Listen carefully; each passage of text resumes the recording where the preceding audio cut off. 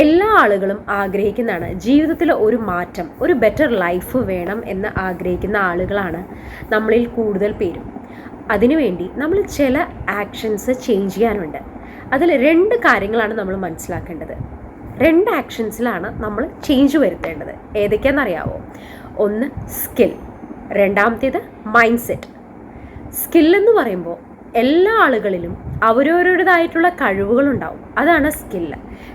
ഉദാഹരണത്തിന് ചില ആളുകൾക്ക് ടീച്ചിങ് സ്കിൽ ഉണ്ടാവാം, ചിലവർക്ക് കുക്ക് ചെയ്യാനുള്ള സ്കിൽ ഉണ്ടാവാം, ചില ആളുകൾക്ക് സെയിൽ ചെയ്യാൻ, വിൽക്കാനുള്ള കഴിവുണ്ടാവും. വിൽക്കാൻ എന്ന് പറയുമ്പോൾ അവരുടേതായിട്ടുള്ള സാധനങ്ങൾ, അവരുടേതായിട്ടുള്ള പ്രോഡക്ട്സുകൾ വിൽക്കാനുള്ള കഴിവുകൾ ഉണ്ടാവാം. ഓരോരുത്തർക്കും ഓരോ ടാലൻസ് ഉണ്ടാവും. ടാലൻസും സ്കില്ലും ഡിഫറെൻ്റ് ആണ്. സ്കില്ലെന്ന് പറയുമ്പോൾ അതിനുള്ള കഴിവുകളുണ്ടാവും. നിങ്ങൾ ഏത് മേഖലയിലാണോ കഴിവുകളുള്ളത്, ഇനിയൊരു പുതുവർഷം വരുമ്പോൾ ആ കഴിവുകളെ നല്ലപോലെ ഫോക്കസ് ചെയ്തിട്ട് അതിൽ മുന്നിൽ വരാൻ ശ്രമിക്കുക. രണ്ടാമത്തേതാണ് മൈൻഡ് സെറ്റ് എന്ന് പറയുന്നത്. മൈൻഡ് സെറ്റ് എന്ന് പറയുമ്പോൾ 2 ടൈപ്പ് ഓഫ് മൈൻഡ് സെറ്റ് ഉണ്ട്. പുവർ മൈൻഡ് സെറ്റും ഉണ്ട്, റിച്ച് മൈൻഡ് സെറ്റും ഉണ്ട്. അപ്പോൾ നമ്മൾക്കറിയണം എന്താണ് ഈ പുവർ മൈൻഡ് സെറ്റ് എന്നും റിച്ച് മൈൻഡ് സെറ്റ് എന്നും. ഈ പുവർ മൈൻഡ് സെറ്റുള്ള ആളുകൾ എന്ന് പറയുന്നത് അവരൊരിക്കലും ജീവിതത്തിൻ്റെ 100% റെസ്പോൺസിബിലിറ്റി ഏറ്റെടുക്കാറില്ല. റിച്ച് മൈൻഡ് സെറ്റുള്ള ആളുകൾ എങ്ങനെയാണെന്ന് അറിയാവോ? അവരുടെ ലൈഫിൽ എന്തുണ്ടായാലും അവരായിരിക്കും അതിന് 100% റെസ്പോൺസിബിലിറ്റി. നല്ല കാര്യങ്ങളുണ്ടായാലും മോശം കാര്യങ്ങളുണ്ടായാലും അതിൻ്റെ 100% ഉത്തരവാദിത്തം അവർ ഏറ്റെടുത്തുകൊണ്ടായിരിക്കും അവരുടെ യാത്രകൾ മുന്നിലേക്ക് പോവാം. ഒന്നിനും അവർ ബ്ലെയിം ചെയ്യാറില്ല.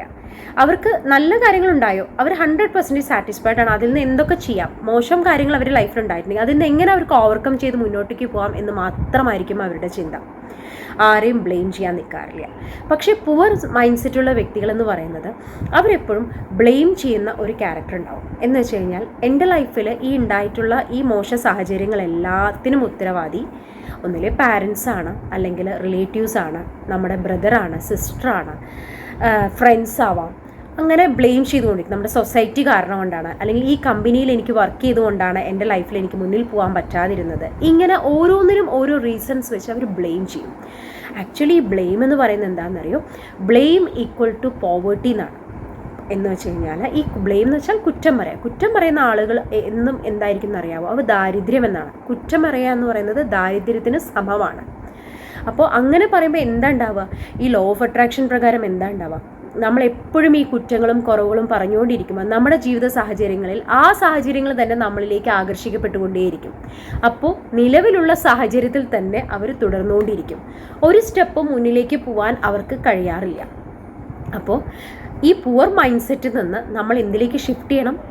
റിച്ച് മൈൻഡ് സെറ്റിലേക്ക് ഷിഫ്റ്റ് ചെയ്യണം. നിങ്ങളുടെ ലൈഫിൽ എന്തൊക്കെ സംഭവിച്ചിട്ടുണ്ടോ, എന്തൊക്കെ നെഗറ്റീവ് കാര്യങ്ങൾ, വിഷമങ്ങൾ ഒക്കെ ഉണ്ടായിട്ടുണ്ടോ, അതിനെല്ലാത്തിനും എന്ന് വെച്ചാൽ സമ്പത്തിനെ ബേസ് ചെയ്തിട്ട് നമ്മൾക്ക് ഡൗൺ ആണെങ്കിൽ, ഹെൽത്ത് ബേസ് ചെയ്ത് ഡൗൺ ആണ്, അതുപോലെ കരിയർ വൈസ്, ഹാപ്പിനെസ് വൈസ്, എന്ത് വൈസിലാണോ നിങ്ങൾ എന്താ പറയുക, ഏത് കാര്യത്തിലാണോ നിങ്ങൾ കുറവുണ്ടെങ്കിൽ ആ സാഹചര്യം നിങ്ങൾ, ആ ഉത്തരവാദിത്തം നിങ്ങൾ ഏറ്റെടുത്തുകൊണ്ട് അതിൻ്റെ സൊല്യൂഷൻസ് കണ്ടെത്തി മുന്നിലേക്ക് പോകാൻ ശ്രമിക്കുക. അപ്പോൾ ഈ പുതുവർഷം വളരെയധികം ശ്രദ്ധിക്കേണ്ട കാര്യം എന്ന് വെച്ചാൽ റെസ്പോൺസിബിലിറ്റി ഏറ്റെടുക്കുക എന്നുള്ളത്. അപ്പോൾ സ്കില്ലും മൈൻഡ് സെറ്റും ചേഞ്ച് ചെയ്യുക. ഏത് മൈൻഡ് സെറ്റ് വേണമെന്ന് നിങ്ങളാണ് തീരുമാനിക്കേണ്ടത്. ഞാൻ ഈ പറഞ്ഞ കോൺസെപ്റ്റ് നിങ്ങൾക്ക് മനസ്സിലായി കാണുമെന്ന് വിശ്വാസത്തോടെ നിർത്തുന്നു. Thank you.